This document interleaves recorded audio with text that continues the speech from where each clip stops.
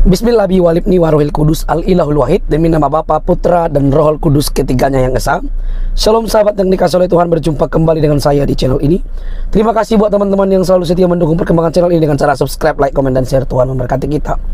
Sobat yang dikasihi oleh Tuhan, media Indonesia itu sangat menggebu-gebu memberitakan bagaimana Iran melakukan sesuatu serangan terhadap Israel. Saudara, sekali lagi, kita tidak pendukung Israel, tapi janganlah terlalu mengada-ngada beritanya. Nanti malah dibuktikan dengan fakta yang sudah berulang-ulang kita share. Justru Iran dibombardir atau ketakutan. Lalu kali ini teman-teman, memang Israel terlalu tangguh bagi Iran, teman-teman. Nah, mari kita lihat dulu video berikut ini ya teman-teman. Jangan skip supaya kita dicerdaskan, teman-teman.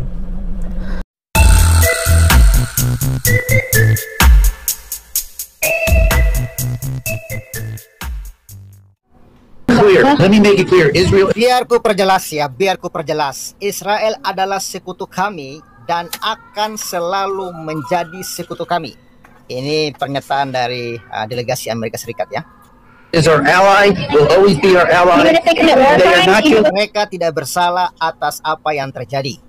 of genocide, and I will support Israel Saya akan mendukung Israel selamanya. forever. Israel will stay your ally. Jadi Israel, ya, aduh, kelewat tadi kawan-kawannya. Kita cek dulu ya. Ya, dia menjadi Israel tetap akan menjadi sekutu kalian. Ini dipertanyakan ya. Your ally, even though they commit Israel. Kalau mereka melakukan genosida, Even that's your term. itu kan menurut Anda. Jadi ketika ada yang bertanya, jadi Israel akan tetap menjadi sekutu Anda walaupun mereka melakukan genosida? Ya, jawaban mantapnya ya dari delegasi Amerika Serikat, itu kan menurut Anda. Let me tell you a statistic. Biar aku beritahu kamu sesuatu yang benar. Israel will. Israel akan tetap ada, negara Yahudi tetap ada. Ya, benar ya, karena memang kelompok-kelompok Islam ini ingin melenyapkan Israel dari muka bumi. Ya kawan-kawan, jadi Israel punya hak untuk membela diri. Sehingga penekanan dari delegasi Amerika mengatakan Israel akan tetap ada, negara Yahudi tetap ada. Walaupun ada usaha dari negara-negara Arab ingin melenyapkan Israel. The Jewish state will exist. Nah, ini menarik. Dan tetap akan terus begitu. Dan itu merupakan ketetapan Tuhan. Wah, dia mengatakan Israel akan tetap ada, ya. Yahudi akan tetap ada, dan itu kata dia, ya, akan terus ada. Menarik ya. Dan tetap akan terus begitu, dan itu merupakan ketetapan Tuhan, ya. And that is for God's absolute will. Kita tidak bisa merubah ketetapan Tuhan. Ini kata Amerika ya. And I'm always supporting Dan saya tetap mendukung Israel. genocide. I will always support Jadi saya tetap mendukung Israel. Ini penekanan berulang-ulang nggak oleh Amerika. Israel too, and you can tell the Palestinians. Dan silakan kau beritahu ke semua warga Palestina. Waduh, ya, kau beritahu ke semua warga Palestina ya, termasuk kepada para pendukung Palestina lah, kira-kira begitu ya. Aku tidak akan pernah mendukung mereka, dan ini opiniku. Wow, Amerika mengatakan aku tidak akan pernah mendukung mereka. Beritahu kepada orang Palestina, aku tidak akan pernah mendukung mereka, kata dia. Dan ini adalah opiniku. Wah, luar biasa kawan-kawannya. Ya, ini makanya kita lihat Amerika Serikat ya memveto sehingga Palestina ya tidak jadi anggota penuh dari PBB, kawan-kawan ya. Ya, kita lanjut dulu ya. Ya. Aku tekankan, aku tidak akan pernah mendukungmu. Ini dalam konteks ya, dia berbicara kepada Palestina. Ini aku katakan tepat di depan wajahmu. Wah, ini sudah sedikit nada marah ya kepada apakah itu warga Palestina atau kepada wartawan yang terus menanyakan kepada Amerika ya terkait dukungannya kepada Israel. Ini aku katakan tepat di depan wajahmu. Selamat tinggal Palestina, selamat tinggal. Kami akan selalu mendukung Israel selamanya. Wah, ini penekanan luar biasa. Akan mendukung Israel selamanya. Forever. Kami akan selalu mendukung Israel. Jewish people will Bangsa Yahudi tidak akan pernah menderita lagi. Wah, dan memang ya kawan-kawan ya, bagaimana bangsa Yahudi ya selalu menderita ya. Apakah kita tahu lah ya bagaimana mereka ditekan oleh dunia-dunia Islam ya. Tapi saat ini Yahudi sudah punya kekuatan luar biasa. ya bagaimana mereka juga pernah mau dimusnahkan oleh Hitler ya. Dan Yahudi ini sudah cukup mengalami penderitaan kawan. Jadi ketika mereka kembali ke negaranya, mereka benar-benar tidak akan mengulangi lagi kesalahan mereka di masa lalu ya. Never stop again under Palestinian terrorism. Karena Palestina yang teroris kata mereka. Jadi Amerika mengatakan Palestina itu teroris ya, kawan-kawan ya. Under Hamas, under Hamas karena Hizbullah. Israel for peace. Kami mau Israel akan aman selamanya. Menarik ya kawan-kawan. Forever. God bless Israel Tuhan memberkati Israel selamanya. forever. God bless. Yeah, no, forever. Dia mengulang-ulang Tuhan memberkati Israel selama-lamanya. Ini Bless kawan-kawan Israel forever. jelas ini akan membuat ya dunia marah, apalagi dunia Islam. Ya, dunia Islam pada umumnya akan sangat marah besar ya terhadap Amerika Serikat yang melakukan veto ya di PBB terkait resolusi Palestina akan menjadi organisasi PBB secara penuh. Tetapi itu gagal gara-gara Israel melakukan veto. Bagaimana menurut kawan-kawan? Kita akan simak informasi ini lebih lanjut lagi. Tapi sebelumnya kawan-kawan, saya mau ucapkan terima kasih dulu ya kepada kalian semua yang sudah mensupport Pavel. Ya puji Tuhan hari ini kita ada dapat berkat 800.000 ya oleh siapapun ya yang baik hati yang telah mendukung. Terima kasih untuk Anda. Semua kawan-kawan yang bahkan yang membagikan video ini, terima kasih dan dukung terus Pavel untuk penyelesaian rumah ibadah. Dan saat ini kita lagi menunggu ini ya, lagi menunggu kayu plafon kering dan juga menunggu tukang ya, baru kita akan melanjutkan pembuatan plafon ya, karena kita sudah mau masuk ke tahap plafon dan kayunya masih sedikit basah. Jadi kita tunggu kayunya kering bagus supaya tidak rusak ya. Jadi kita tunggu kayunya kering bagus lalu kita akan plafon. Dan kawan-kawan ya sambil menunggu kayunya kering dan lain sebagainya, kawan-kawan bisa mensupport kami lewat BRI atau lewat BCA supaya nanti setelah itu kita akan melanjutkan pembangunan ini sampai selesai. Terima kasih untuk kawan-kawan yang sudah mendukung. Doa kami Tuhan Yesus memberkati. Oke Sobat Waras, kembali lagi bersama Pavel. Kawan-kawan semua yang di live chat, terima kasih yang sudah hadir. Luar biasa ramai ini, sudah 225 orang yang hadir. Ya kawan-kawan yang pengen kumur-kumur, pengen gabung, join silakan masuk ya. Itu linknya saya kasih di live chat dan saya kasih lagi linknya kawan-kawan. Iya. Dan kawan-kawan, kita lihat bahwa ini ya Palestina itu gagal ya. Gagal menjadi anggota penuh PBB karena veto Amerika Serikat. Nah, ini informasinya kawan-kawan. Ya Palestina gagal ya, yang dimuat oleh CNBC Indonesia. Gagal menjadi anggota penuh Palestina. Palestina gagal menjadi anggota penuh Perserikatan Bangsa-Bangsa setelah Amerika Serikat memveto upaya Dewan Keamanan untuk mengadopsi resolusi tersebut pada Kamis 18 April 2024 dalam waktu setempat. Ya, 2024 malam waktu setempat. Rancangan resolusi tersebut yang diperkenalkan oleh Al Jazair dan rekomendasi kepada Majelis ya Umum agar negara Palestina diterima menjadi anggota PBB. Mendapat 12 suara mendukung, 2 abstain, Inggris dan Swiss abstain, dan 1 menentang.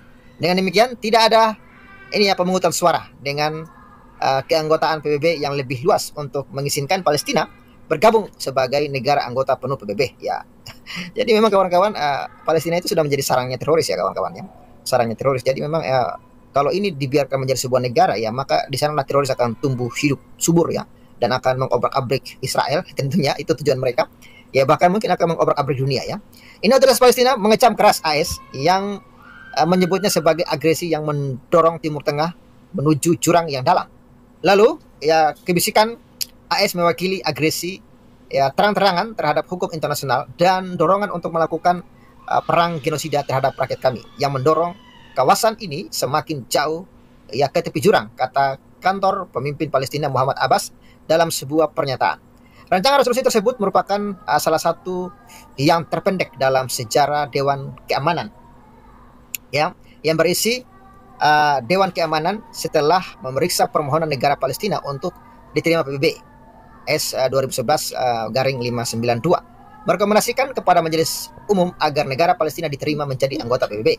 Agar rencana resolusi dapat disahkan, DKPBB harus memiliki setidaknya 9 anggota yang mendukung dan tidak ada anggota tetapnya, yakni Cina, Prancis, Rusia, Inggris, dan Amerika Serikat menggunakan hak veto mereka. Di tengah perang yang sedang berlangsung di Gaza, Palestina telah mengajukan permintaan kepada Sekretaris Jenderal pada 2 April lalu meminta agar permintaan tahun 2011 untuk menjadi negara anggota penuh PBB dipertimbangkan kembali. Pada 2011 Dewan Keamanan Pertimbangan permintaan, ya, mempertimbangkan permintaan tersebut, tetapi tidak dapat menemukan, ya, kesatuan dalam mengirimkan rekomendasi kepada Majelis Umum. Ya, menurut, ya, piagam PBB harus mengadakan pemungutan suara melibatkan 193 negara anggotanya. Awal bulan ini Dewan Keamanan mengirimkan permintaan terbaru kepada Komite Penerimaan Negara Anggota yang bertemu pada 8 dan 11 April untuk membahas masalah tersebut. Adapun Palestina menjadi pengamat tetap di PBB sejak tahun 2012. Sebelumnya Palestina menjadi pengamat di Majelis Umum PBB.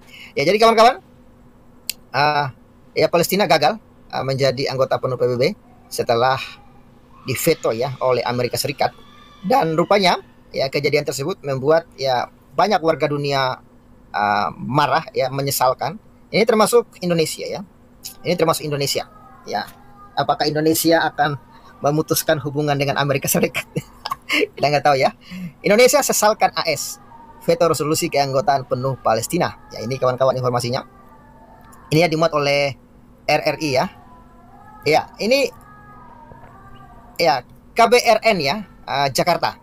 Ya, sahabat kawan-kawan, ada yang bergabung, teman kita Wani Piro sudah bergabung ini, ya, kawan-kawan. Ini, ya, KBRN Jakarta Indonesia melalui Kementerian Luar Negeri, ini Retno tentunya, menyesalkan kegagalan Dewan Keamanan PBB untuk mengesahkan resolusi keanggotaan penuh Palestina di PBB. Kegagalan untuk kesekian kalinya itu disebabkan veto Amerika Serikat. Kemajuan menuju keanggotaan penuh Palestina tersendat sejak Palestina memperoleh 100 negara pengamat PBB pada tahun 2012. Meskipun mendapat dukungan penuh dari mayoritas negara PBB, demikian pernyataan resmi Kemlu, ya, RI dalam akun X, dikutip rri.co.id pada Jumat 19 bulan 4 2024, ya. Ya, jadi ini komentar dari Ibu Retno, ya.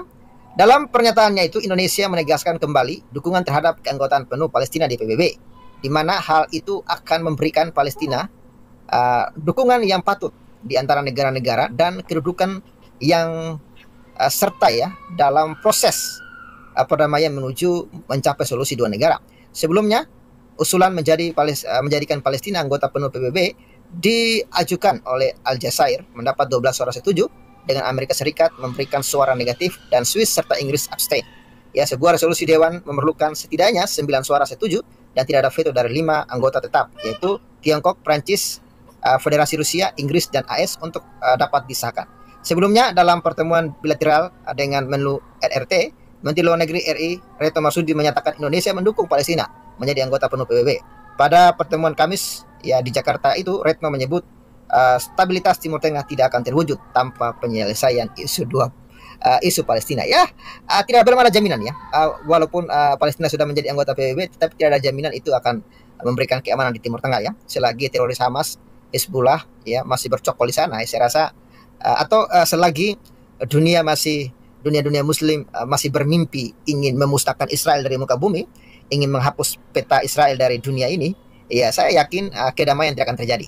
Kedamaian akan terjadi jikalau mereka mau menerima kehadiran Israel, ya. Kalau mereka mau berdamai dengan Israel. Kalau mereka tidak mau berdamai dengan Israel, mereka memusuhi Israel, mereka ingin melenyapkan Israel dari Timur Tengah, saya yakin, ya, saya yakin tidak akan ada kedamaian di Timur Tengah. Percayalah kawan-kawan, karena Israel tidak mungkin membiarkan dirinya itu dibantai oleh negara-negara Muslim Timur Tengah. Pasti Israel akan melawan. Dan kita tahu sendiri di video awal tadi, ya, Amerika dengan tegas mengatakan kami akan mendukung Israel sampai selama-lamanya. Itulah ketetapan Tuhan. Israel, negara Israel akan tetap ada. Yahudi akan tetap ada. Ya, mereka sudah cukup menderita, katanya, dan tidak akan ada lagi penderitaan bagi orang Yahudi. Dan Amerika Serikat, ya, akan mendukung, ya, Israel, ya, sampai kapanpun. Ini luar biasa kawan-kawan. Oke, Bung Wani Piro, salam waras, salam kumur-kumur Bung Wani Piro, open mic-nya. Salam waras, salam kumur-kumur. Ya, salam waras. Gimana nih komentarnya? Ya, komentar saya, gimana ya? Ya, sebenarnya sih gini, beberapa hal saya cuma nangkring di sini buat mancing aja.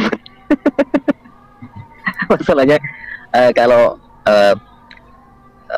saya harus mengomentari tentang bagaimana reaksi Menteri Luar Negeri kita, Ibu Retno Marsudi. Ya, saya mungkin kurang begitu ini, ya, kurang begitu expert dalam hal hubungan luar negeri atau urusan luar negeri antara Indonesia dengan negara-negara lain yang ada di PBB misalnya. Tapi sedikit komentar saya tentang ini semua adalah kalau misalnya Amerika tidak memveto, maka ruang gerak Israel akan terbatasi dengan resminya Palestina menjadi anggota penuh PBB. Dan ini adalah hak istimewanya Amerika. Jadi itulah untungnya negara yang punya kartu as. Ya, Amerika, Prancis, Cina, satunya lagi UK, Inggris ya, yang punya masing-masing punya hak veto untuk membatalkan satu keputusan dari rapat Dewan Keamanan PBB atau rapat-rapat di PBB ya, bisa membuat semuanya jadi runyam gitu ya.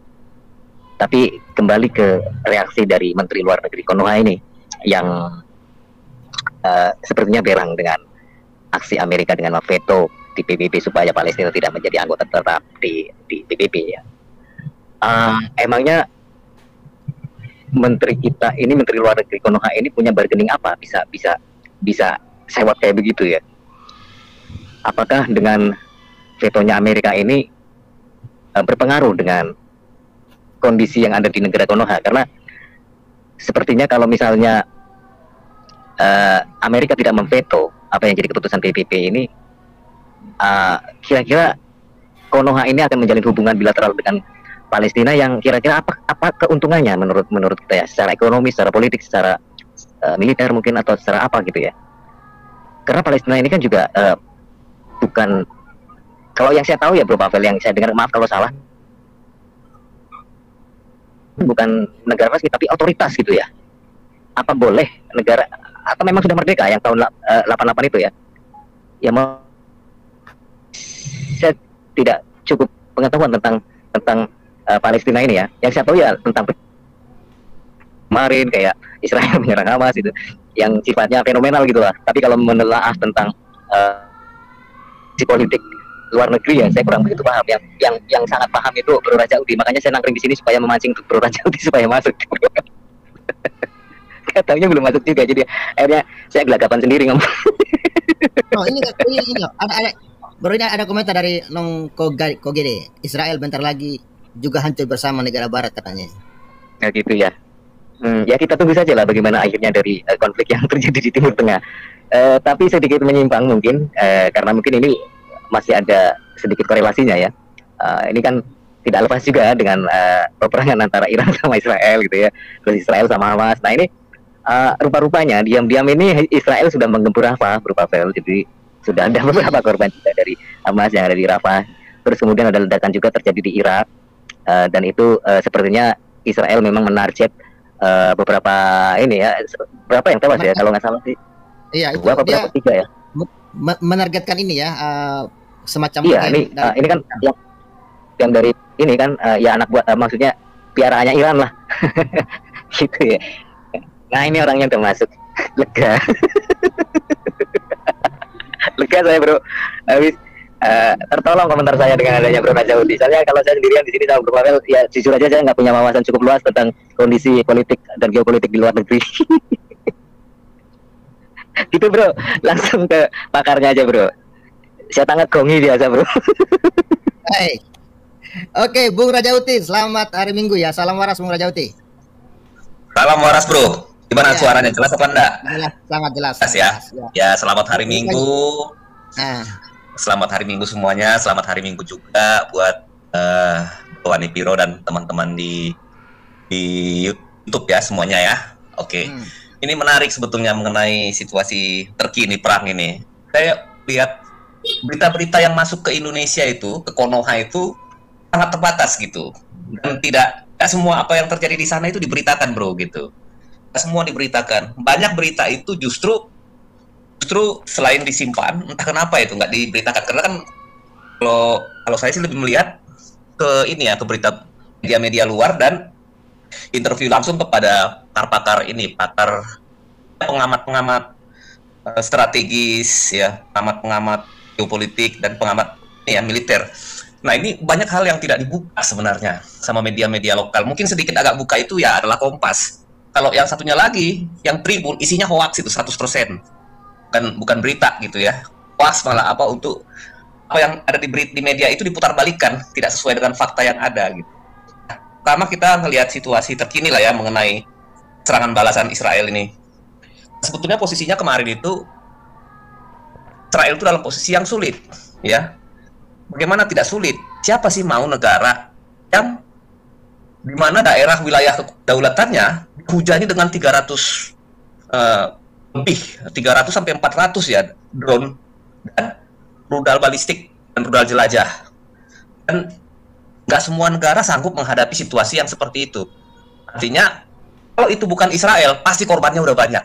Mungkin sudah ratusan atau ribuan gitu. Kalau bukan Israel ya, atau mungkin sudah tenggelam kali Pak. Karena Israel kan negara kecil itu. Di rudal 300 rudal itu ya udah tenggelam kayaknya itu Pak. Sudah tenggelam harusnya gitu. Nah jadi ini kalau dilihat tingkat keberhasilan serangan tersebut itu sekitar 99% itu gagal ya, gagal. Jadi yang bisa masuk itu mungkin sekitar 3 sampai 5 buah rudal, itu pun tidak mengenai daerah yang penting, cuma satu yang mungkin ada korban anak-anak perempuan yang cedera parah itu ya. Itu pun bukan anak Yahudi, tapi anak Arab Beduin dan orang Islam juga gitu, orang Muslim juga yang kena gitu. Nah, itulah keberhasilannya ini ya, keberhasilan serangan Iran dengan propaganda hebatnya ini. Nah, beberapa hari yang lalu kan kita sempat di sini tuh semacam inilah ya, kita lihat nih Iran berani membalas atau tidak gitu. Iran pada saat itu berada dalam posisi yang sangat sulit. Posisinya itu sulit kenapa? Kalau dia tidak balas, maka hegemoninya dia di wilayah Timur Tengah itu akan terancam. Kenapa? Orang tidak percaya bahwa Iran itu adalah negara dengan kekuatan militer terkuat di Timur Tengah. Kalau kita lihat negara-negara di Timur Tengah, tinggi ranking militernya itu adalah Iran. Iran paling tinggi. Dia dengan ranking 14 atau 15 ya. 14 atau 15. Sementara Israel sendiri itu kalau tidak salah ada di posisi 17 atau 18. 17. Jadi kalau Iran tidak balas, ya dia dianggap lemah gitu. Kemudian secara moral 17 bro, ya saya baca kemarin 17. 17 ya. Nah, kalau misalkan dia tidak balas, dia dianggap lemah. Kemudian juga milisi-milisi yang dia bentuk. Jadi Iran itu membentuk, mendanai, mempersenjatai dan melatih milisi-milisi yang merupakan proksinya dia. Sama-sama kita udah tahu ya. Ini milisi-milisi ini organisasi-organisasi teror ini adanya di wilayah Lebanon, Hezbollah, kemudian di wilayah Gaza itu Hamas, kemudian juga bro, yang punya rumah keluar bro. Kita santai aja bro ya. Kita habisin minumannya bro. Ayolah. Mana nih beliau nih? Iya. Oke. Udah. Jadi kemarin ketika nggak tahu itu sinyalnya atau bagaimana gitu. Mudah-mudahan pulang nanti bawa oleh-oleh bro. Pulang bawa oleh-oleh, nanti bawa ini roti atau pisang gitu. Makanan ringan lah buat kita ngobrol malam-malam gitu aja. Betul gitu. Nggak apa-apa sambil ngobrol-ngobrol aja sebenarnya. Iya oke. Jadi yang terjadi pada situasi sekarang ini seperti itu. Kalau kita lihat situasi perang kemarin, baca di media yang ada di Indonesia ataupun yang di luar, Iran mengatakan bahwa serangan balasan Israel itu hanyalah apa? Hanyalah seperti permainan anak-anak, dia bilang. Ya, mainan anak-anak gitu ya. Padahal dia sendiri ketika kemarin nyerang Israel malah itu justru yang mestinya dinilai seperti mainan anak-anak ya. Karena drone ada yang nyangkut di tiang listrik. Terlepas itu hoax atau bagaimana lah, nggak ngerti lah. Jadi dikatakan itu seperti mainan anak-anak. Nah, jadi kalau nggak salah bro, sebelum Israel menyerang, dia mengatakan seringan apapun serangan Israel, kami pasti akan balas dengan sekuat-kuatnya. Kan ngomongannya seperti itu sehari sebelumnya. Menteri Luar Negeri Iran itu kan ngomong seperti itu, atau presidennya kalau tidak salah ya. Seringan apapun serangan, ya kami akan balas dengan sekuat-kuatnya. Tetapi apa yang terjadi? Sudah Israel membalas, dia hanya mengatakan bahwa kami tidak tertarik membalas itu. Kenapa? Iran nggak tertarik lagi untuk membalas. Kenapa? Karena menurut dia itu serangan Israel itu seperti serangan yang berupa mainan anak-anak. Oke, sekarang kita lihat apa yang terjadi sebenarnya ketika Israel menyerang balik serangan. Nah, apa yang terjadi pada waktu itu? Nah, ya, Israel bro, ini sebetulnya saya komentari sedikit bro ya. Saya komentari sedikit mumpung saya ada sedikit yang bisa disampaikan gitu loh. Silakan, ya, silakan. Kalau ada ide ya. atau ilham ataupun informasi yang diingat, silakan. Ya, jadi ketika kemarin Israel membalas serangan Iran ke Isfahan ya, dekat bandara Isfahan, dan itu dekat dengan lokasi fasilitas nuklirnya Iran, kurang lebihnya itu 100 km lah ya. Itu justru membuktikan bahwa Israel walaupun dianggap main-main, loh pesawat mainan atau serangan mainan kok bisa tembus ke dekat fasilitas nuklir dan Iran tidak mampu menangkis gitu loh ya. sebenarnya ini satu tanda bahaya kalau Iran sadar ya Kak. Ini satu tanda bahaya bahwa dengan sedikit balasan seperti itu aja bisa tembus ke lokasi yang sebenarnya sangat vital gitu loh ya. Dan ini tahun buat Ali Khamenei yang berulang tahun kemarin ya. Aku tuh kemarin memprediksi gitu bro. Ini kayaknya Israel bakal balas Iran pada momen-momen yang kira-kira menggelikan. Kayak ulang tahun pimpinan Iran lah, atau misalnya ulang tahun kemerdekaan Iran lah, atau apalah gitu loh ya. Ternyata bener, cuman saya lupa menyampaikan pada saat itu bro, biar kelihatan tidak bro. Bro, sorry, tapi begini bro. Tapi menurut berita yang saya baca, Iran itu apa loh, mengatakan itu bukan serangan Israel loh. Itu maksudnya apa itu? Oke, jadi begini bro, kalau kita lihat sekarang kan begini, kan bisa mengatakan itu bukan serangan Israel. Nah sekarang kita lihat apa saja kondisi psikologis masing-masing negara ini di balik peristiwa saling serang yang kemarin itu. Pertama, Iran menyerang dengan 300 lebih rudal ya, walaupun gagal. Nah ini buat Israel, mau tidak mau kalau suatu negara sudah diserang seperti ini nggak boleh berdiam diri, dia harus membalas. Nah, tapi kalau dia membalas, misalkan katakanlah menyerang Iran, menyerang ibu kota, menyerang mungkin fasilitas-fasilitas publiknya, atau menyerang bangkit nuklirnya itu ya, pengayaan uraniumnya yang dimiliki oleh Iran, maka Iran pasti akan membalas gitu. Nah, kemudian Amerika dengan sekuat-kuatnya, masyarakat Eropa dengan sekuat-kuatnya itu mencegah supaya Israel itu tidak membalas. Masuk Indonesia juga dan negara-negara Asia tidak suka Israel membalas, bukan karena masalah timbangan militer dan strategi, tapi tidak. Kenapa? Kalau Israel membalas, menghancurkan reaktor nuklirnya Iran atau program nuklirnya Iran, itu mungkin sama Israel bisa saja dilakukan, dan itu tidak terlalu sulit gitu. Dari teknologi yang mereka miliki dan dari pelatihan-pelatihan militer yang selama ini dimiliki oleh Israel. Tetapi andai kata misalkan Israel melakukan itu, yang jelas pasti akan terjadi resesi ekonomi dunia.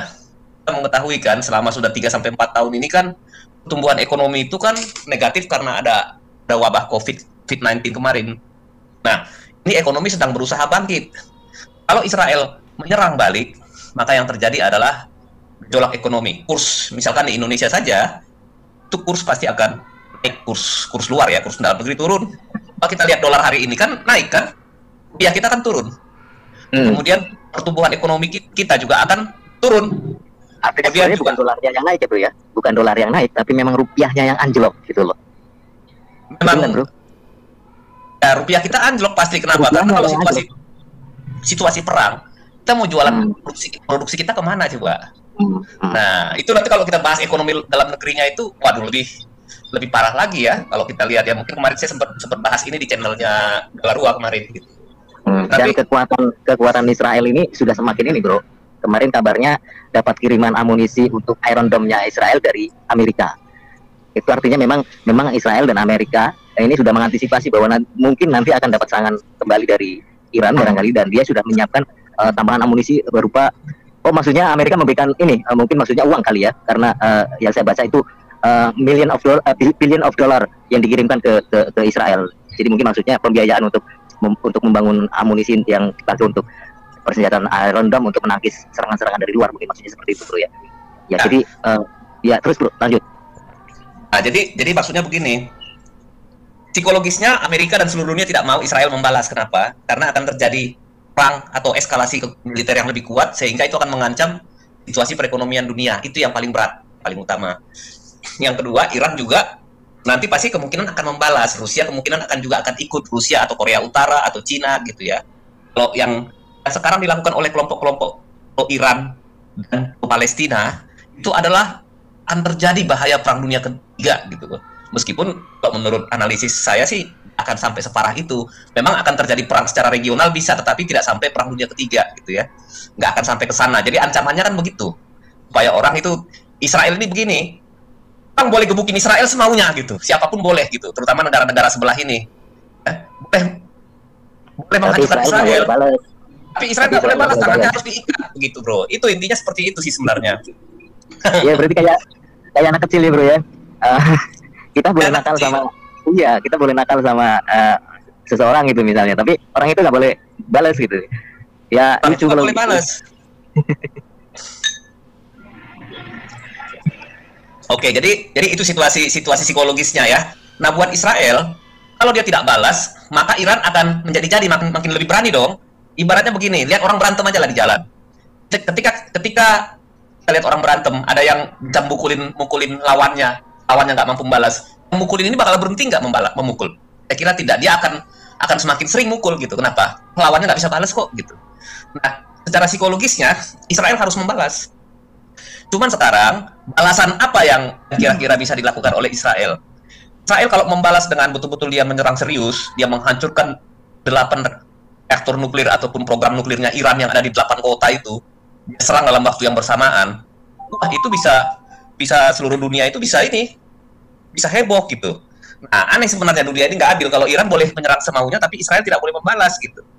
Nah, kalau kita lihat ya, kalau misalkan Israel membalas serius, nggak salah. Tapi Israel tetap harus membalas. Bagaimana dia harus membalas?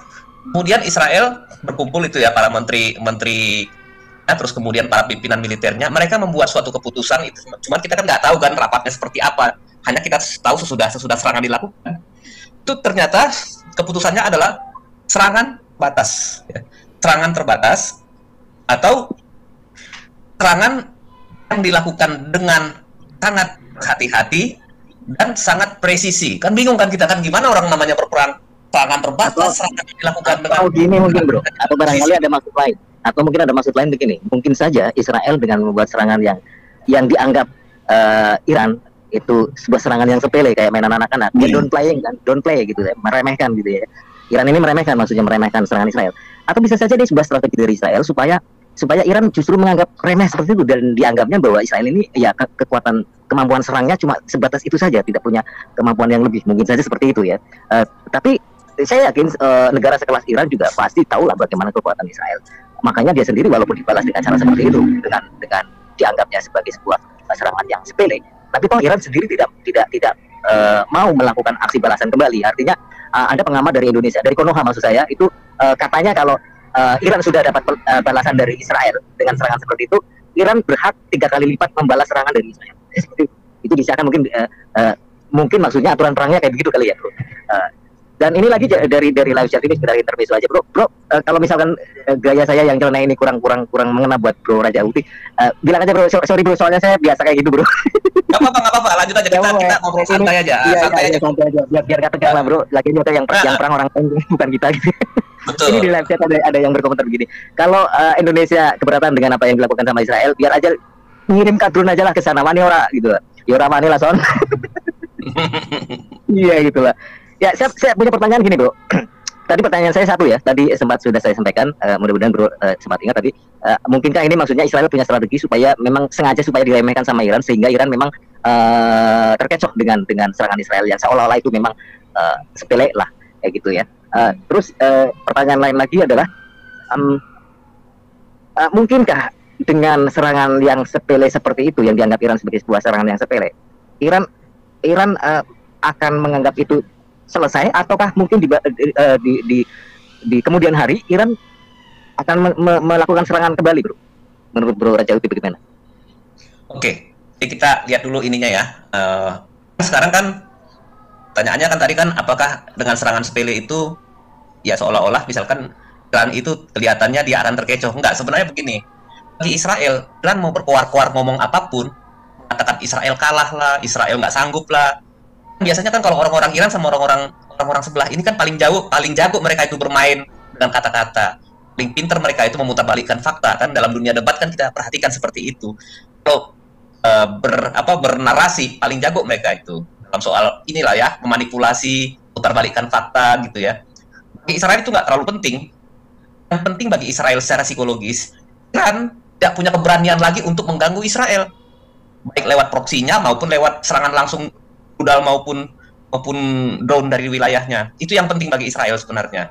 Jadi mau Iran berkoar-koar seperti apapun, buat Israel itu yang penting kalau sudah diserang dengan, meskipun ini katanya kan serangan yang sangat hati-hati dan sangat presisi ya, dianggap serangan ringan, tetapi kok saya melihat ini ya bro ya, lihat data-datanya yang saya amati selama dari kemarin malam lah, bukan serangan yang bisa dianggap sebagai serangan asal-asalan ataupun serangan yang katakanlah serangan yang lemah gitu. Tidak, ini serangan ini Ngeri juga loh.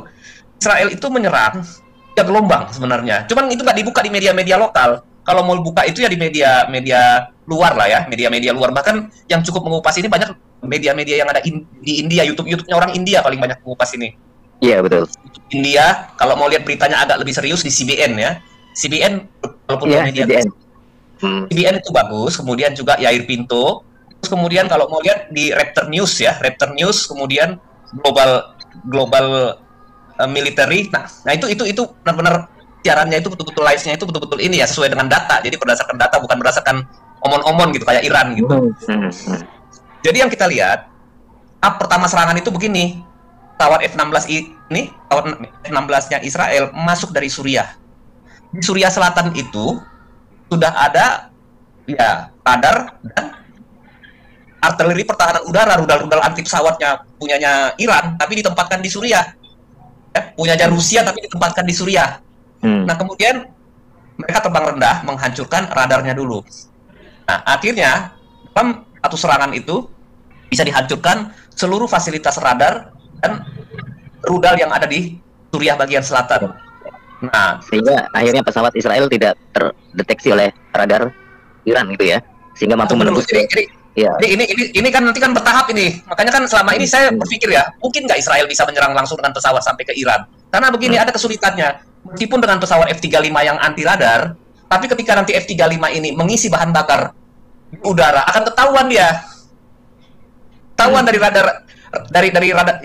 radar yang punya Iran yang ada di Suriah maupun di Irak gitu. Maupun yang di Iran sendiri itu akan ketahuan. Jadi saya dalam hati berpikir kemarin bagaimana caranya kira-kira ya Israel akan membalas gitu. Ini jadi pertanyaan buat saya juga kalau misalnya kemarin lihat itu. Nah, ternyata rupanya mereka hancurkan dulu radar dan sistem pertahanan udara yang ada di Suriah Selatan dan beberapa markas pasukan Suriah, milisi yang ada di Suriah itu, terutama Hezbollah dan ada beberapa milisi lokal yang pro Iran yang ada di Suriah. Kemudian sesudah F-16 yang ini menyerang itu, masuk lagi gelombang serangan yang kedua, gabungan F-16 dengan F-35 yang anti radar. Ini masuk ke wilayah, sudah wilayah Suriah, tentunya wilayah siapa? Irak. Dan di Irak itu ada suara ombak ya. Di Irak itu ada sebuah distrik yang namanya Babylon Governorate. Di distrik yang namanya kayak di sini semacam provinsi lah, provinsi Babylon. Itu ada satu wilayah. Ternyata di situ itu di distrik Babylon ini pusat penempatan pasukan Iran, pasukan reguler loh, pasukan Iran. Pimpinan militer Iran ada di situ. Pimpinan militer milisinya Irak juga ada di situ, yaitu Kataib Hezbollah. Jadi bukan Hezbollah, Kataib Hezbollah ada di situ. Kumpul semua di satu gedung tinggi. Nah, gedung tinggi ini adalah ya semacam pusat koordinasi dan pusat komandonya mereka. Nah, kemudian di sini juga wilayah ini bagaikan benteng, dilindungi oleh banyak rudal anti pesawat dan radar. Nah, apa yang dilakukan oleh Israel? Pertama masuk F-35 dulu yang tidak bisa terdeteksi oleh radar. F-35 ini menghancurkan radar-radar yang ada di sekitar wilayah Babylon ini. Kemudian mereka juga langsung menghancurkan menghancurkan gedung yang dijadikan markas ataupun pusat komando milisi Iran di Irak. Ya, ini yang gelombang kedua gitu. Kemudian masuk juga pada waktu itu yang mendampingi gelombang kedua ini kapal tankernya ini, kapal tanker pesawatnya Israel. Nah, ketika ini selesai menyerang distrik di wilayah Babylon ini, seluruh pesawat Israel yang ada langsung mengisi bahan bakar di tankernya ini. Tapi tankernya ini putar-putar, nggak terdeteksi oleh radar. Kenapa? Karena seluruh radar yang ada di Suriah Selatan dan Irak sudah dihancurkan terlebih dahulu. Oke, sesudah ini semua full, masuk lagi ada pesawat lagi datang dari Israel, 35. Mereka langsung menuju ke Isfahan, ya. Ada yang bilang menuju kepada kota-kota besar, ada 8 titik yang ada di Iran. Meskipun tidak banyak diberitahu, tapi yang paling utama yang diketahui sumber berita itu adalah menuju Isfahan dan Teheran, ibu kotanya Iran. Nah, sampai di sana 35 masuk, kemudian yang diserang itu di Isfahan itu adalah fasilitas militer, terutama angkatan udara Iran. Nah, kita tahu di Isfahan itu ada pangkalan militer, di mana di situ ada beberapa pesawat Iran yang dulu pernah diberikan ataupun dijual oleh Amerika Serikat kepada Iran. Kalau salah itu F-14 Tomcat. Itu pesawat yang dulu canggih zaman dulu ya, di zamannya di tahun 1970 sampai 1980-an. Ini pesawat yang termasuk canggih gitu. Sampai sekarang juga pesawat yang termasuk canggih, tapi Amerika sudah nggak mengoperasikannya lagi karena sudah digantikan oleh pesawat F-18 Hornet di kapal induk. Nah, pesawat yang paling canggih yang mungkin digunakan oleh Iran dan alutsistanya adalah 14 ini. Jadi Israel ingin menghancurkan pesawat-pesawat Iran yang ada di pangkalan udara itu, terutama F-14 ini. Nah, ini pangkalan udara sangat dekat dengan reaktor nuklir yang di Isfahan, itu reaktor nuklir yang terbesar dalam pengayaan uranium. Nah, akhirnya mungkin sebagian dari pesawat yang ada di situ bisa dihancurkan, tetapi ada banyak juga yang bisa lari gitu ya, lari ke wilayah lain gitu, mengamankan diri. Mereka nggak berani berperang secara terbuka dengan jet tempur Israel F-16, F-15 dan berapa itu F-35 gitu. Kemudian yang diserang oleh Israel itu ya, dia tidak menyerang fasilitas nuklirnya Iran secara langsung pada saat itu. Kenapa?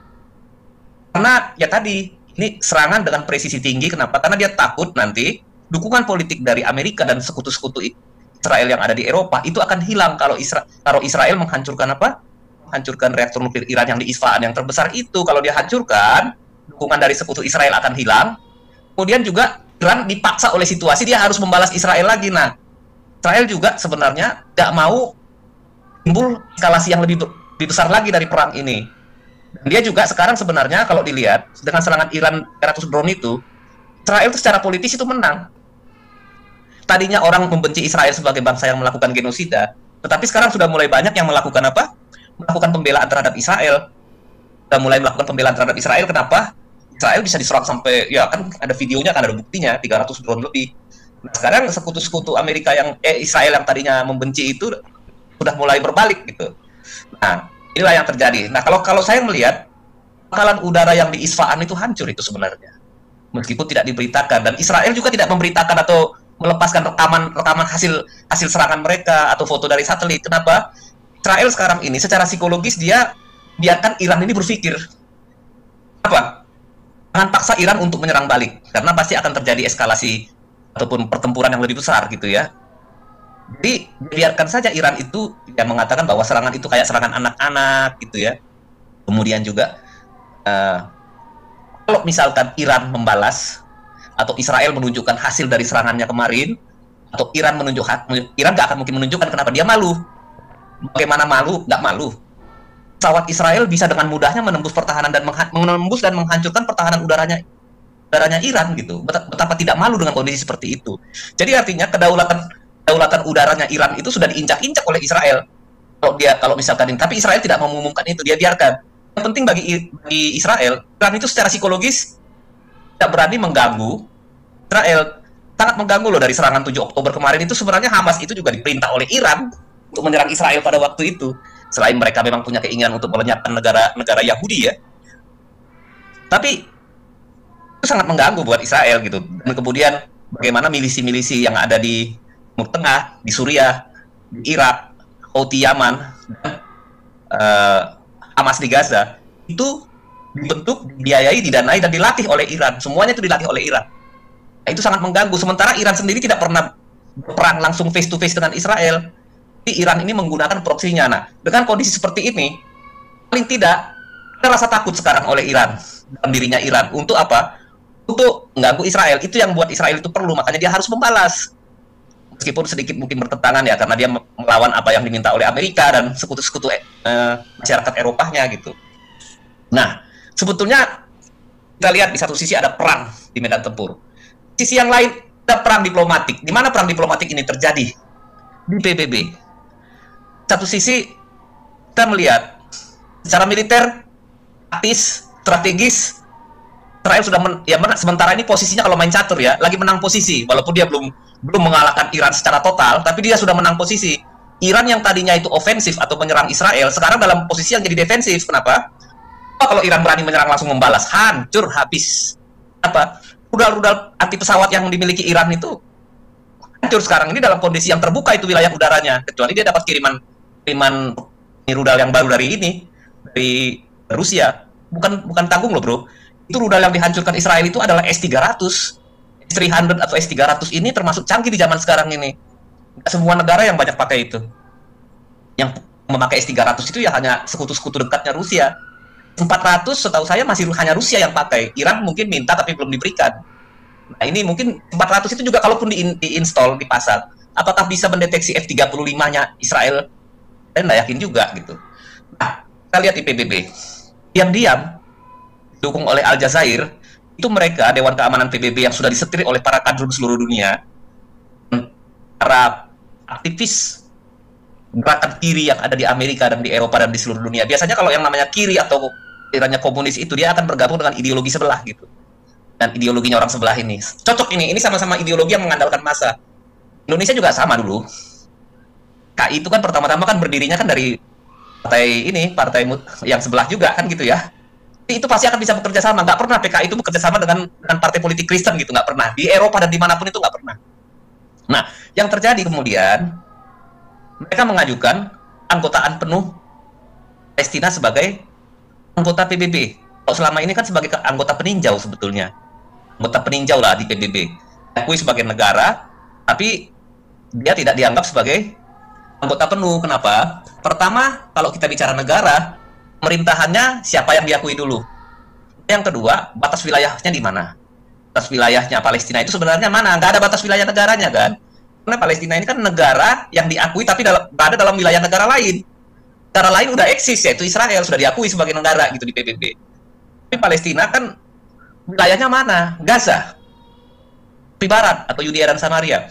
Kalau kita lihat Palestina ya, yang sekarang ini, kalau diakui sebagai suatu negara, siapa pimpinannya? Hamaskah yang di Gaza? Fatahkah yang di Ramallah? Atau Jihad Islam yang di Nablus? Di Palestina ini juga banyak sekali kelompok-kelompok perlawanan, kelompok politik maupun kelompok militer. Jadi yang diakui sebagai wakil pemerintahan Palestina itu siapa? Apakah Mahmud Abbas, LO, ataukah si Haniyeh dengan Gaza, yang di Gaza maupun yang Jihad Islam yang di Nablus? Tak sulit ya bagaimana PBB bisa memberikan sebuah status keanggotaan penuh, tapi negara ini nggak jelas dipimpin oleh siapa gitu. Ini nggak jelas negara ini dipimpin oleh siapa. Pertanyaan, bro. Ya, silakan. Ya. Apa sih sebenarnya yang mendasari di tengah-tengah peperangan antara Israel dengan Hamas kok di PBB ini ada semacam musyawarah untuk meloloskan Palestina lolos menjadi anggota tetapnya atau anggota penuhnya PBB? Ya, apakah ini upaya untuk mencegah Israel dalam upaya memberantas Hamas di Gaza terutama gitu ya? Dan artinya kalau memang nanti lolos Palestina menjadi anggota penuhnya PBB, otomatis Israel akan mendapatkan sanksi berat karena jelas Palestina diakui sebagai anggota tetapnya PBB atau anggota penuhnya PBB. Dengan demikian Israel akan menghadapi risiko hukum internasional yang cukup berat barangkali seperti itu ya bro ya. Ini pandangan saya bro. Pandangan bro Rajauti, apa sih yang mendasari anggota-anggota PBB ini mengusulkan atau merapatkan untuk Palestina ini menjadi anggota penuhnya PBB di tengah-tengah Israel sedang memberantas Hamas yang ada di Gaza, gitu bro? Di Rafah ya, yang di Rafah. Dan jadi gini, sebenarnya ini yang lebih berbahaya. Apa yang akan diputuskan oleh Dewan Keamanan PBB inilah yang akan paling berbahaya bagi Israel. Kalau andai kan tadinya misalkan Palestina diakui sebagai negara anggotaan penuh, itu sangat berbahaya, bahaya banget daripada serangan militernya Iran, daripada serangan militernya Hamas maupun teroris-teroris yang ada di Timur Tengah lainnya gitu. Itu lebih berbahaya adalah masalah di PBB ini. Nah, Amerika sudah, namanya orang Amerika ini kan pinter-pinter ya, dia sudah melihat arah politiknya.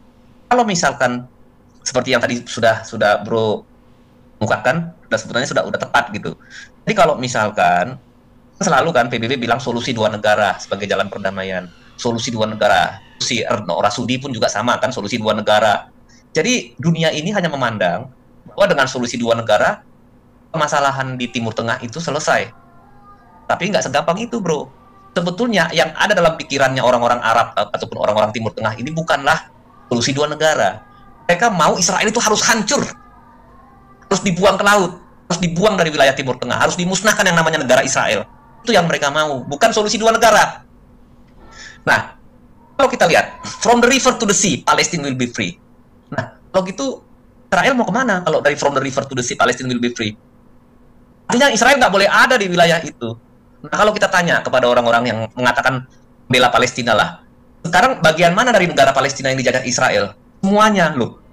Sejak kapan semuanya? Siapa waktu itu pemimpin negara Palestina? Gitu. Nggak ada yang bisa jawab. Siapa yang waktu itu, yang ketika Israel di tahun 1948 menguasai, katakanlah itu, menyerang Palestina? Siapa pemimpinnya? Siapa presiden Palestina? Atau nggak usah jauh-jauh lah, 100 tahun ke belakang. Siapa raja Palestina gitulah. Tanya siapa raja Palestina? Nggak ada yang membuktikan bahwa negara Palestina, raja Palestina, negeri Palestina, kerajaan Palestina itu pernah ada. Kerajaan bangsa Filistin ada, tetapi itu sudah punah ketika masa pembuangan di Babilonia dulu gitu ya. Itu sudah punah. Karena orang Filistin itu adalah orang-orang dari Pulau Kreta. Ketika Babel menyerang, hancurlah bangsa ini, bangsa Filistin. Hancur juga Israel pada waktu itu, tetapi orang-orang Yahudi, orang-orang Israel itu dibuang ke Babel. Itu persoalannya. Palestina dimusnahkan oleh Babilonia atau Babel gitu. Itu nggak pernah ada bisa membuktikan bahwa Palestina pernah berdiri sebagai suatu negara gitu. Yang ada waktu itu adalah negara orang-orang Arab juga. Nah, apakah pada waktu sebelum 1948 itu tidak ada orang Yahudi di wilayah itu? Ada, tetapi pada waktu itu perkampungan Yahudi itu kerap sekali diserang oleh orang-orang Arab ini. Itu yang namanya pogrom. Pogrom itu adalah persekusi dan pengusiran dan penyiksaan segala macamnya. Pogrom itu dialami oleh Yahudi itu dari sejak dia dari Spanyol di Eropa maupun di wilayah tanah Kanaan sendiri. Saya lebih suka menyebut itu tanah Kanaan ya, walaupun itu sebenarnya nama Palestina itu bukan karena itu punya milik bangsa Palestina, tapi karena namaan yang diberikan oleh Kaisar Adrian di abad keempat untuk menghilangkan klaim Israel terhadap tanah Kanaan ini sesudah pemberontakan Bar Kokhba gitu kan. Nah, jadi kalau ditanya ada buktinya pernah negara Palestina, bangsa Palestina, kerajaan Palestina, nggak pernah ada buktinya gitu. Nah, jadi kalau kita lihat sekarang ini ya, Israel itu menang secara diplomatis dengan kondisi dia diserang dengan 300 rudal itu. Secara politik di PBB dia belum menang, tetapi ini posisi perimbangan sudah mulai berubah. Perimbangan politik ya. Kenapa? Dari kalau pendapat saya sih ya, pengamatan saya begini. Kenapa kemarin ketika Israel berencana untuk menyerang Rafah dan dihalang-halangi oleh Amerika Serikat, Israel seperti dalam tanda kutip nurut gitu, bro. Sepertinya upahnya adalah ini, bro. Veto Amerika untuk membatalkan Palestina menjadi anggota penuh PBB, bro. Jadi sudah terbayar lunas, bro. Janji Amerika, bro. Mungkin seperti itu ya, bro ya. Bisa jadi, bro ya. Jadi kemarin ketika Dewan Keamanan PBB memberikan resolusi bahwa Israel harus menarik pasukannya dari Gaza, itu tekanan sangat berat buat Israel. Sangat berat tekanannya, dan Israel sempat menyalahkan Amerika dan sempat goncang loh ini sebenarnya. Amerika ini sebenarnya ya gimana ya? Satu sisi dia juga, si Joe Biden juga mengalami tekanan politik. Kalau dia terlalu membela Israel, maka nanti dia kemungkinan akan ditinggalkan oleh para pendukungnya pada waktu Pilpres yang dia kan mau 2 kali kan yang akan datang kan tahun ini ya, tengah tahun dia mau 2 kali sebagai presiden, dia bisa kalah nanti. Karena yang pertama kemarin dia dibiayai oleh negara-negara Arab ini juga, termasuk Qatar juga, Rusia juga ikut ya lewat tangan ketiga lah ya, membantu mendanai. Jadi sebenarnya Demokrat ini dibiayai oleh Iran sebagian, dibiayai juga oleh negara-negara Arab gitu yang pro Palestina gitu ya. Makanya di era ketika Demokrat berkuasa, pengajaran-pengajaran pada generasi muda Amerika tentang paham yang antisemitik itu sangat intens loh. Bahkan perguruan tinggi besar di Amerika yang terkenal seperti Harvard, Columbia dan lain-lainnya itu bisa disusupi oleh paham antisemit. Ya, ini di Universitas Columbia New York Amerika Serikat ini ada salah satu anak dari senator Amerika yang ketangkap karena membuat kerusuhan dengan demonya yang antisemitik itu, bro. Iya, si Tlaib itu siapa namanya? Anaknya Ilham Omar. Anaknya Ilham Omar. Sorry. Ya. Ilham Omar itu ada di situ. Jadi mereka ini sama lah ya. Sebetulnya mahasiswa itu di mana-mana kan, bro, yang paling gampang dipengaruhi dan disusupi. Masuk di Wakanda ini gitu. Masuk di Konoha ini. Paling gampang manas-manasi mahasiswa untuk demo. Jadi partai-partai politik itu berusaha untuk masuk ke kampus menggunakan masa mahasiswa ini sebagai alatnya. Nggak beda jauh, bro. Di Amerika juga sama. Jadi melalui organisasi-organisasi ya, kelompok-kelompok kiri Amerika lah ya, memberikan berdasarkan mereka pasti akan memakai humanisme sebagai dasar pemahaman untuk mengajarkan yang namanya humanisme, multikulturalisme ini untuk membela kemanusiaannya orang Palestina gitu.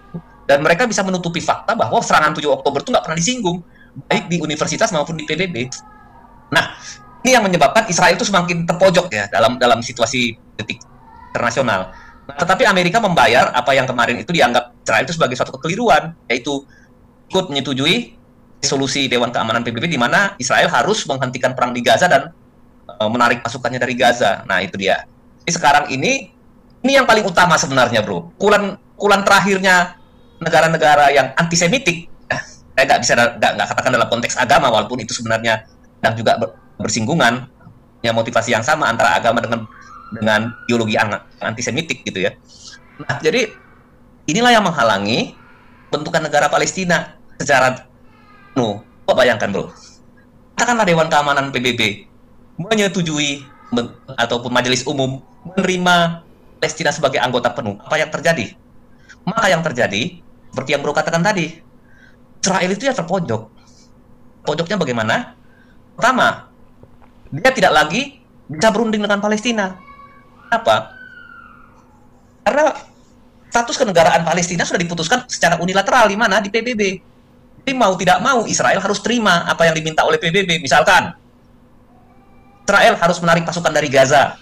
Israel harus menarik pasukan dari Barat, harus kembali kepada garis wilayah sebelum 1967. Artinya apa? Pemukiman-pemukiman Israel yang sudah dibangun di Yudea dan Samaria itu harus dibongkar. Wilayah-wilayah Yudea dan Samaria yang secara historis itu adalah milik bangsa Israel atau bangsa Yahudi, itu harus dikosongkan, diberikan secara cuma-cuma dan secara free kepada Palestina. Dan kemudian juga Palestina sudah bisa punya angkatan perang sendiri. Jamin, ya, saya jamin ketika nanti Palestina punya militer sendiri, pasti dia nggak akan mau berdamai dengan Israel. Dia akan menggunakan militernya itu untuk menghancurkan apa? Untuk menghancurkan Israel. Itu sudah pasti, dia akan menghancurkan Israel. Pasti itu. Nah, itu yang Israel tidak mau. Jangan sampai nanti, sebenarnya kalau misalkan Palestina mau berdiri sebagai suatu negara dengan administrasi penuh, tapi dia nggak pakai, dia tidak, kayak negara yang kayak misalkan tidak perlu punya kekuatan militer lah, kayak Swiss atau misalnya Vatikan, tapi dia punya hak untuk memerintah sendiri di wilayahnya, itu nggak jadi soal bagi Israel untuk solusi dua negara. Tetapi tidak, mereka ini kalau di Timur Tengah ini, kalau sifatnya orang Arab inilah ya, kalau saya lihat dari perundingan perdamaian, dalam secara mentalitas perdamaiannya negeri-negeri di Timur Tengah ini, mereka ambil apa yang bisa diambil dulu melalui perundingan, kemudian nanti habis itu nanti mereka akan buat suatu masalah menuntut lebih lagi. Jadi kalau dalam bahasa Jawanya itu atau bahasa kita itu, bro, udah dikasih hati minta rempelo gitu, bro. Itu nanti yang akan terjadi pasti dengan Palestina ini. Itu yang Israel sudah sangat memahami keinginan mereka. Kalau misalkan diberikan status penuh ini ya selesai. Habis Israel itu pasti. Sing penting aja jalan. Ya enggak apa, dikasih hati minta rempelo. Sing penting aja jalan suami gitu loh. Iya. Jadi kembali ke topik kita tentang kekecewaan Menteri Luar Negeri Konoha yang meradang karena Amerika memveto PBB untuk menolak Palestina menjadi anggota penuh PBB ya. Ya ini sebenarnya Amerika ini punya kepentingan apa, bro, dengan memveto keanggotaan Palestina menjadi anggota penuh PBB? Pastinya terkait dengan Israel lah ya. Pasti ada alasannya begitu ya, bro ya. Silakan, bro. Ya, jadi sebenarnya kalau mau jujur kita perhatikan dari waktu ke waktu lah ya, dari 1948 sampai sekarang, kepentingan Amerika di Timur Tengah, sekutunya paling setia itu adalah Israel. Nggak ada sekutu dia yang paling bisa diandalkan. Paling setia, dan ya kita tahu Israel itu kan orang yang sangat cerdas kan gitu kan. Nggak ada yang bisa diandalkan untuk menjamin kepentingan Amerika di wilayah Timur Tengah. Itu yang Iran nggak mau. Iran sebenarnya menjadi ancaman global karena Iran pertama dia mau mengusir Amerika dari wilayah Timur Tengah, dari seluruh wilayah negara Arab, mau menghancurkan Israel. Karena bagi Iran itu kita nggak lepas dari ini kompleks ya sebenarnya. Ada pertentangan antara mazhab Sunni dengan Syiah sendiri kan gitu ya. Iran itu mau menguasai seluruh wilayah Timur Tengah seperti kerajaan Persia zaman dulu. Mau menguasai kalau bisa Saudi, menguasai negara-negara Arab yang lain. Kalau nggak ada Amerika di situ, nggak ada Israel, wah hancur ini semuanya ini. Mesir pun bisa kalah sama Iran. Cara militer dan politik, Mesir juga kalah. Iran jauh lebih kuat, jauh lebih pintar. Tapi mazhabnya apa? Mazhabnya Syiah kan gitu. Orang-orang Arab yang lain pun tidak suka Iran kuasa di Timur Tengah, mereka akan terancam gitu. Kerajaan-kerajaan Saudi, kemudian juga di Kuwait, ya, Uni Emirat Arab, kemudian Oman, Qatar, ya, itu nggak mau mereka sebenarnya. Nah, jadi kalau misalkan ada negara Palestina, Israel kemudian harus bubar atau hancur, coba lihat aja bro, sejauh-jauh lah di wilayah Konoha ini aja sendiri. Hampir seluruh wilayah Indonesia, terutama di timur, itu udah disusupi sama orang sebelah ini, kan gitu kan, udah dikuasai secara perlahan-lahan, sudah diinfiltrasi. Coba, mau bagaimana coba? Bahkan, masa di wilayah-wilayah minoritas mendirikan rumah ibadah minoritas sendiri nggak bisa gitu di Konoha ini. Demikian juga di Israel. Kalau Israel itu musnah sebagai suatu bangsa, maka yang terjadi adalah rancamlah peradaban manusia dalam dunia bebas ataupun free world. Jadi semua nanti akan dirubah abad ke-7. Seperti hukum abad ke-7, seperti penguasaan abad ke-7, itu akan dirubah semua. Semua nanti peradaban ini disetting sesuai dengan abad ke-7. Percaya, bro? Iya. Dan dipastikan ini kan situs-situs keagamaan yang lain selain Islam, ya, terutama Kristen, Yahudi itu kan pasti akan dimusnahkan kan. Dan dengan demikian, maka tidak akan ada lagi peninggalan sejarah yang bisa membuktikan secara otentik bahwa Yesus pernah ada, Yahudi pernah ada, dan akhirnya mereka benar-benar secara pure menguasai dunia, gitu ya. Tinggal mengalahkan beberapa agama lain yang mungkin bagi mereka anggap mungkin kecil lah, mungkin buat mereka, kayak misalnya beberapa agama yang di mana di situ juga paling yang mayoritas kan cuma ada di India, ada lagi juga yang di Tibet, itu kan buat mereka satu permasalahan yang mungkin belakangan, mungkin maksud saya, analisa saya mungkin maksudnya bisa ditangkap oleh Bro Rajauti. Apakah kira-kira demikian, Bro? Sangat benar, bro. Itu yang sebenarnya yang terjadi. Sangat benar. Apa yang bro katakan itu benar banget. Gitu. Memang seperti itu. Jadi kalau misalkan seluruh wilayah Israel dikuasai, maka situs-situs Kristen, situs Yahudi itu lahan-lahan akan dimusnahkan. Itu udah pasti, bro. Sekarang coba bro pergi ke Yerusalem, ke Bethlehem. Orang Kristennya tinggal berapa orang di situ? Tadinya itu kota kebanyakan orang Kristen loh di Bethlehem itu. Sekarang kalau nggak salah nggak sampai dari sekitar 6.000, sekarang katanya cuma tinggal sekitar 200 orang katanya di Bethlehem. Dari teman-teman yang baru pulang dari sana. Sama dengan yang di Konoha inilah, bro. Mereka masuk terus bikin nggak nyaman tuan rumah, lama-lama tuan rumahnya yang malah yang pergi gitu. Itu yang mereka mau lakukan. Seluruh dunia sama kok, bro. Sama aja sebenarnya. Jadi tidak ada lagi sisa cerita pernah ada Kristen, pernah ada Yesus sejarahnya. Mereka sangat anti sejarah, bro. Tidak pernah ada sejarah Yahudi, itu nggak pernah ada. Tidak pernah nanti habis itu nanti India juga pasti mereka akan coba kuasai. Ya, India dan kemudian juga Tibet itu ya, China juga. Ya, mereka akan kuasai. Akhirnya apa? Ya, mereka akan mendominasi dunia seperti yang kita lihat di Eropa itu kan. Jadi kalau misalkan ini we will dominate the world. Jadi ideologi ini sebenarnya adalah untuk menguasai dunia. Jadi ini adalah ideologi politik sebenarnya, bro. Iya, silakan, bro. Dan beruntungnya di India ini Perdana Menterinya sudah mengesahkan undang-undang yang menutup kemungkinan untuk mereka menginfiltrasi India. Artinya ada kemarin kan sempat heboh juga bahwa India sudah menetapkan satu undang-undang yang melarang kewarganegaraan dari imigran di luar India yang beragama Islam gitu ya. Ya, ini sebuah langkah untuk mencegah mungkin supaya India ini tidak dimasuki kelompok-kelompok orang-orang yang ya seperti itulah katakan. Ya, jadi itu India itu belajar dari Israel dalam pengelolaan ini ya, pengelolaan jumlah penduduknya. Ya, bagaimanapun India tidak mungkin menyingkirkan penduduk yang beragama beragama lain itu yang sangat ingin mendominasi, sangat ingin berkuasa gitu ya. Dia nggak mungkin mengusir itu sebagai warga negaranya. Tapi dia mencegah supaya orang-orang radikal dari Pakistan, dari Bangladesh ya, terutama apa itu Bangladesh yang kemarin sempat mau masuk sini nggak diterima itu, apa itu? Rohingya gitu. Itu masuk ke India. Itu kan sekarang mereka ini mau masuk ke India ini, orang-orang Rohingya ini. Supaya jangan masuk ke India, dan dari Pakistan ini juga supaya jangan masuk. Nah, Pakistan sekarang berusaha menguasai India sama dengan cara mereka menguasai Eropa dengan pindahan penduduk, dengan migrasi. Nah, India nggak mau itu. Nah, sayangnya Eropa selama ini terlalu humanis, terlalu baik, sampai kebobolan. Sekarang itu sekitar ya di seluruh Eropa hampir 20 juta ya orang sebelah ini. Tapi ya bayangin aja bro, mereka punya istri 4, anaknya nanti bebas sebanyak-banyaknya. Nah, kan dalam tempo 50 tahun, maka Eropa itu kan berubah posisi penduduknya gitu. Itu yang mereka mau. Bagaimana mereka menguasai dunia dengan apa? Dengan cara mainan perpindahan penduduk ini gitu. Tapi kalau ngomongnya kan berbondong-bondong orang masuk katanya gitu. Berbondong-bondong apanya? Berbondong-bondong. Dan itu ada beberapa yang diwawancari oleh Mahyar Tausi itu ya. Ada beberapa imigran yang memang mereka sebenarnya punya rencana itu untuk menguasai Barat atau terutama di Eropa itu untuk dikuasai ideologinya gitu. Memang sudah di planning seperti itu bahwa kedatangan imigran masuk ke sana memang ada tujuan itu untuk menguasai negara-negara Eropa untuk disusupi ideologi mereka gitu ya.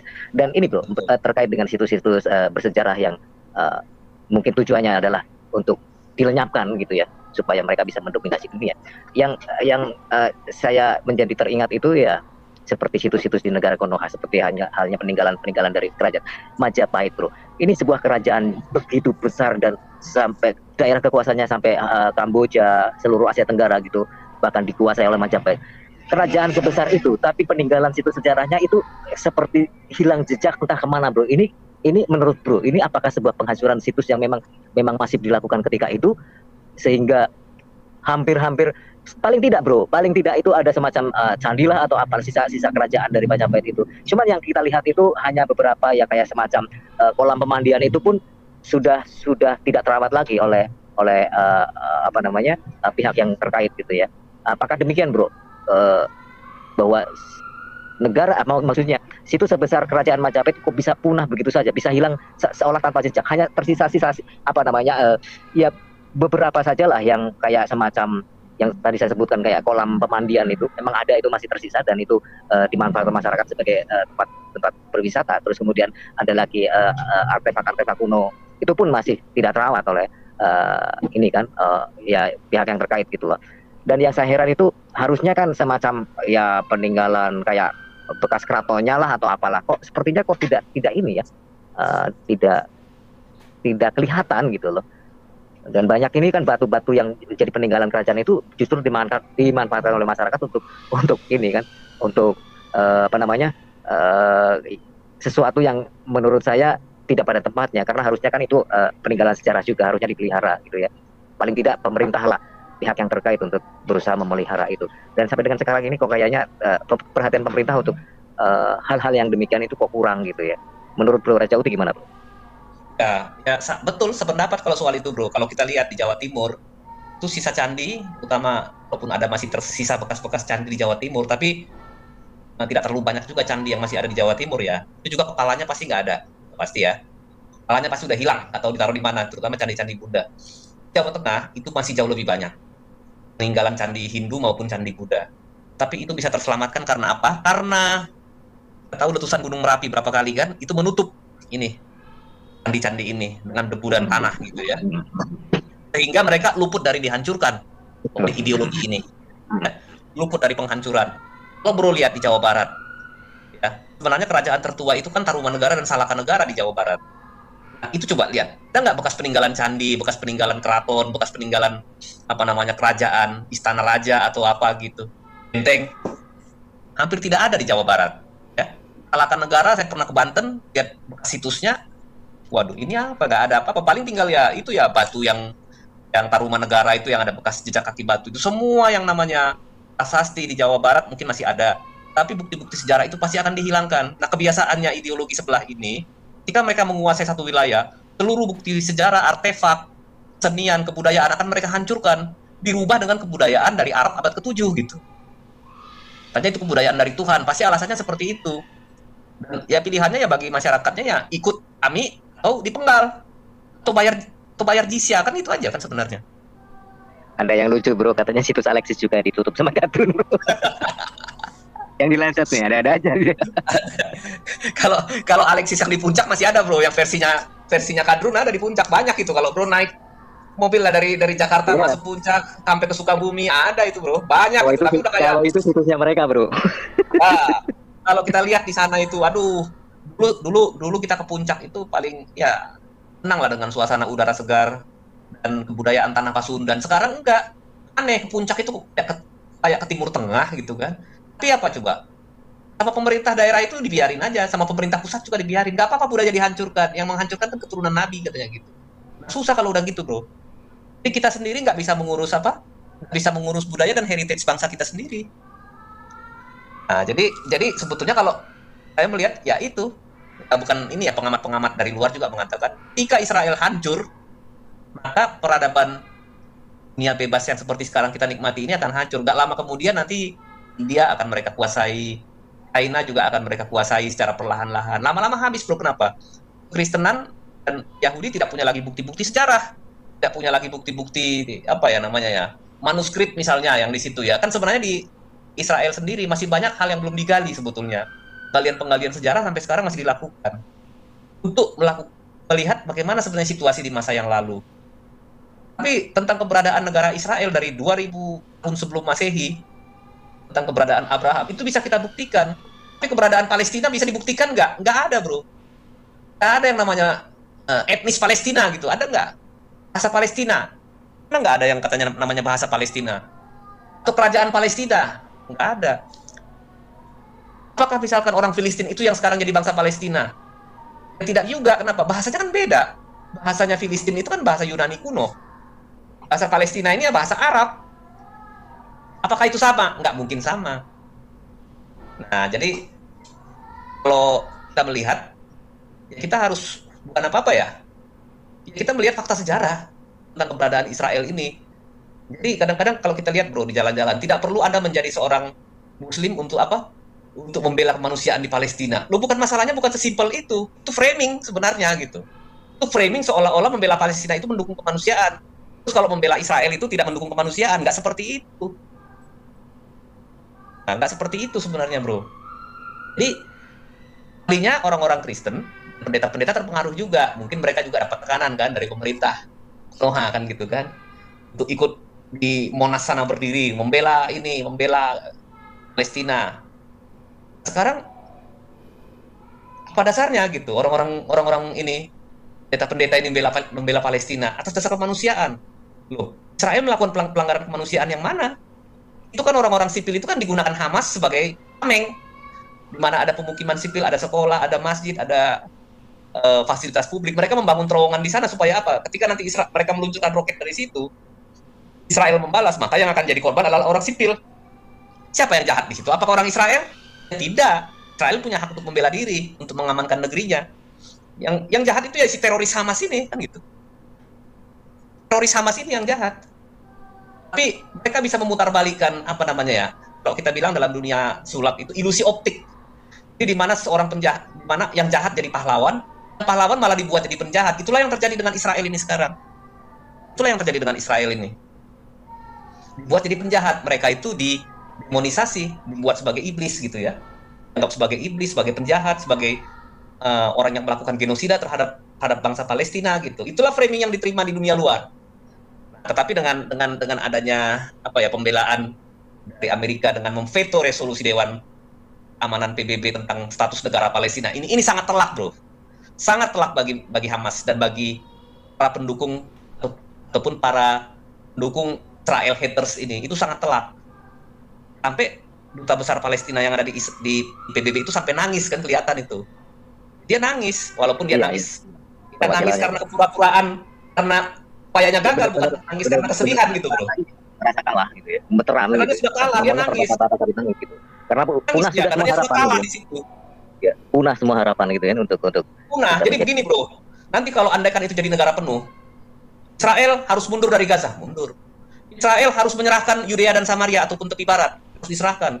Israel harus memberikan mereka itu apa misalkan air. Mereka kan nggak bisa kerja, nggak bisa bikin pengelolaan sumber air, nggak ada.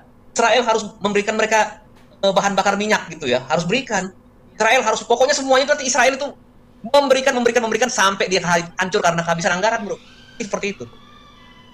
Itu udah pasti. Semua itu atas nama ini nanti dirancang atas nama kepentingan PBB ya, kepentingan resolusi PBB. Sekarang aja sudah terungkap bahwa UNRWA itu dan Badan Pengungsi PBB untuk Palestina itu sebenarnya teroris Hamas isinya semua. Panjangan tangan aja dari Hamas. Kita lihatlah ya mengenai bukti sejarah. Sriwijaya hancur juga dihilangkan bukti sejarahnya. Kemudian Majapahit juga bukti sejarah jadi hancurkan, hilang. Kalau bro pergi ke Sumatera Utara, lihat wilayah yang banyak mayoritasnya sebelah ini nggak ada rumah adat Batak, itu nggak ada, bro. Semua dibakar itu zaman Perang Padri ketika Imam Bonjol menghancurkan tanah Batak. Lawan nasional itu. Nggak ada, bro. Kalau mau jujur sama sebenarnya. polanya di semua negara itu, di mana budaya dan peradaban itu akan dihancurkan. Itu sama sebenarnya. India atau Afghanistan, patung Buddha Bamiyan yang ada di tepi di gunung Bamiyan itu hancur di dinamit. Coba bayangin. Di India juga, keberadaan India itu kan, Kashmir itu kan sebenarnya kan wilayah India. Tapi ya orang-orang Pakistan ini mau menguasai Kashmir ini.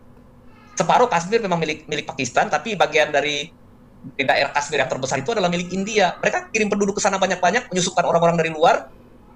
Kemudian lama-lama mau menguasai Kashmir. Itulah makanya India, Perdana Menteri yang baru ini memperketat undang-undang kewarganegaraan itu, bro, supaya jangan banyak penyusup dari luar membawa paham radikal dan menguasai. Permasalahan di India itu pertama itu adalah Kashmir. Kedua itu adalah ini yang dari apa ini, Rohingya ini. Oke, kira-kira kita serahkan kepada tuan rumah ini. Bagaimana pendapatnya, sampai mau apalagi yang mau kita bahas kira-kira? Pavel? Turu malah. Malah keturun. Turu kali Pak. Iya, mulai besok. Nggak mungkin. Nah, jadi ya itulah kita lihat. Misalkan dulu Borobudur itu menggali kembali Borobudur, apakah orang Indonesia atau orang Jawa? Bukan, bro. Yang menemukan itu sudah Inggris masuk ke Nusantara 1840 apa 1830 ya. Ketika kerajaan Jawa ini dikuasai oleh Inggris. Apa dikuasai oleh Inggris? Karena Napoleon kalah perang di Eropa, bro. Napoleon kalah perang di Eropa. Kemudian kita tahu kan Napoleon itu kan jajah Belanda dan sekutunya Belanda pada waktu itu. Ketika Inggris mengalahkan Napoleon, maka jajahan Perancis dan Belanda itu harus diserahkan kepada Inggris. Hukumnya seperti itu di masa lalu, di masa kolonial. Ketika negara-negara besar di Eropa ini saling berperang, siapa yang menang maka bukan hanya mengalahkan negara tersebut, tapi seluruh jajahannya juga akan diberikan kepada si pemenang gitu, bro. Winner takes all. Jadi seperti itulah situasinya. Jadi waktu itu Raffles itu sering diceritain oleh orang-orang Jawa pada waktu itu bahwa di daerah dekat itu ya, Borobudur itu ada katanya bekas tanah yang ini banyak batu-batu yang ini serem lah katanya gitu. Orang nggak berani ke sana, serem katanya, angker gitu. Raffles pergi, suruh gali. Nah, disitulah ditemukan Jogja Stupa itu, bro. Lama-lama disuruh gali, buka semua. Ya ternyata memang Borobudur itu tertanam di bawah tanah. Kenapa bisa tertanam? Pertama, mungkin karena letusan Gunung Merapi beberapa kali, itu yang pertama. Kedua, patung-patung di Buddha di Borobudur, kepalanya itu kan pada copot semua. Itu mungkin sejak berkuasanya orang sebelah ini, ya mungkin terjadi looting lah ya. Looting itu apa? Penjarahan, penghancuran gitu ya. Nah, cuman sesuatu yang terkubur di bawah tanah itu mereka nggak bisa hancurkan, bro. Itu nggak bisa mereka hancurkan. Sama lah ketika kita lihat di Irak, di Babylon sekarang. Kenapa budaya Irak itu kita masih bisa lihat? Dewa Irak, dewa apa? Dewa Istar gitu ya, dewa Babel kuno itu. Karena budaya Irak yang sekarang artefaknya itu dibawa ke Berlin itu ditemukan oleh orang Jerman. Ketika dinasti Abbasiyah menguasai Irak gitu ya. Ketika dinasti Abbasiyah menguasai Irak, apa yang terjadi? Mereka hancurkan dari budaya Babilonia sebelumnya. Dari budaya, ya dulu kan sebenarnya budaya di Irak ini kan budaya Helenisme juga kan, dari pengaruh Yunani juga, itu mereka hancurkan. Hancur semuanya yang ada di Irak itu kan, nggak ada buktinya.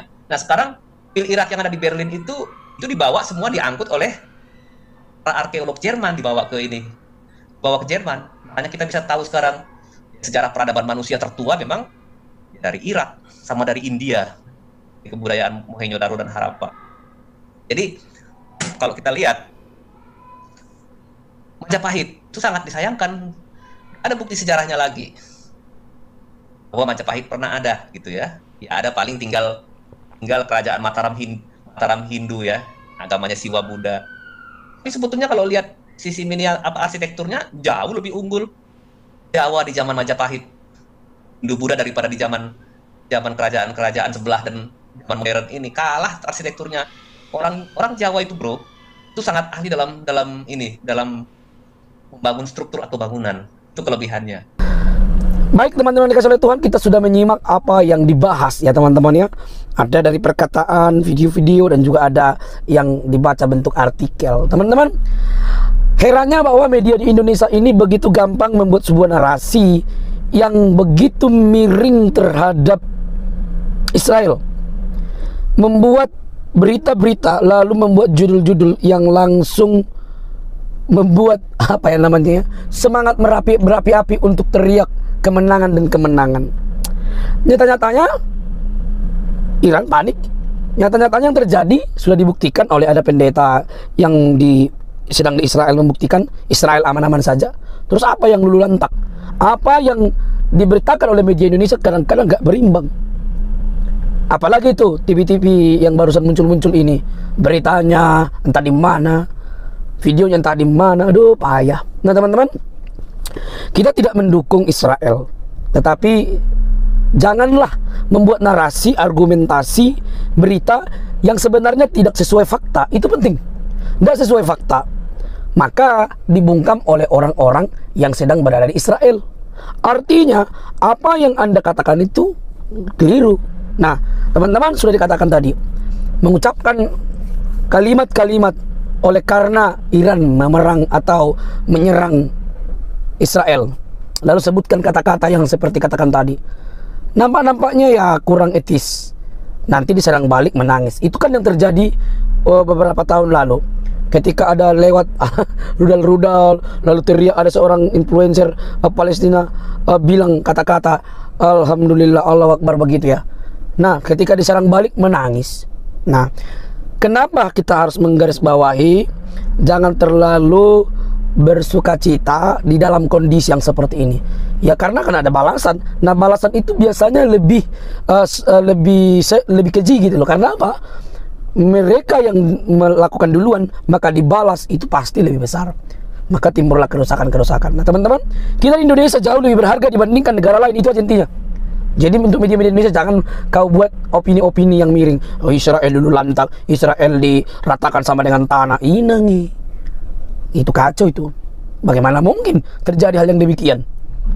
Apakah Iran tidak berpikir bahwa ada banyak Masjid Al-Aqsa punya ada juga di Israel? Lantas rata dengan tanah yang bagaimana? Kan beritanya sebuah keliru. Nah teman-teman, sebagai warga Indonesia, jangan kita bawa hal yang terjadi di luar negeri ini menjadi stigma agama. Tapi mestinya ini politik, maka kita harus berdiri netral. Jangan karena Anda beragama, maka agama lain, Israel, justru kita kutuk-kutuk. Itu kan tidak tepat tuh. Maka yang perlu kita lakukan adalah mendoakan baik Israel, baik Palestina, baik yang lainnya, Iran, supaya berdamai, tidak terjadi. Karena kalau sudah terjadi hal yang begini, Indonesia pun rugi, perekonomian terhambat. Itu yang terjadi. Negara-negara lain ikut campur bagian di dalamnya, akhirnya semua menjadi kacau. Cerdaslah teman-teman, ya. Ingat, saya bukan pendukung Israel, saya pendukung kemanusiaan, ya. Jadi banyak hal yang dirugikan. Tapi ingat, Indonesia jauh lebih penting daripada negara lain. Oke, semoga cerdas. Bagi media-media Indonesia, ingatlah untuk memberitakan yang baik, karena ada banyak yang melihat media Anda, sehingga ketika melihat media Anda, mereka percayakan berita tersebut, bukan malah menimbulkan stigma negatif terhadap orang-orang tertentu. Sampai di sini teman-teman, tidak perlu kepanasan lah. Mari kita terus menggali informasi dengan baik supaya orang-orang yang mendengar kita dicerdaskan. Sampai di sini teman-teman video saya, jangan lupa untuk mendukung dengan cara subscribe, like, komen, dan share. Sampai ketemu di video selanjutnya. Bye bye.